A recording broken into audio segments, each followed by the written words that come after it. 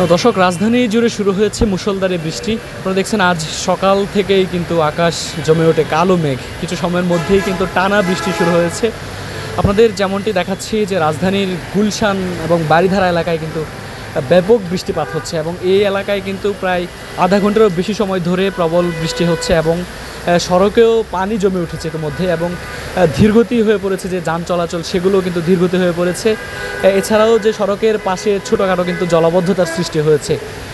দর্শক, আপনারা দেখছেন যে এই ভোগান্তিতে কিন্তু ইতিমধ্যেই আসলে কর্মজীবী মানুষজন যারা রয়েছেন, যারা অফিসমুখ এবং তাদের বিভিন্ন কর্মক্ষেত্র যেগুলো রয়েছে সেখানে অনেকেই ছুটছিলেন। সেই ব্যস্ততার মধ্যেই কিন্তু আসলে এই মুষলধারে বৃষ্টিপাত শুরু হয়েছে এবং বৃষ্টিপাতে কিন্তু ইতিমধ্যে গুলশান বারিধারার যে সড়কটি রয়েছে সেই সড়কে কিন্তু আসলে ব্যাপক জলাবদ্ধতার সৃষ্টি হয়েছে এবং আসলে নিম্ন আয়ের মানুষজন যারা রয়েছেন, যারা এই এলাকাটিতে বিভিন্ন কর্মের সাথে জড়িয়ে থেকে যারা তাদের জীবিকা নির্বাহ করেন, তারা কিন্তু ইতিমধ্যে থমকে গেছেন এবং বৃষ্টির কারণে কিন্তু সড়কের দুই পাশে ছোটোখাটো জলাবদ্ধতার সৃষ্টি হয়েছে।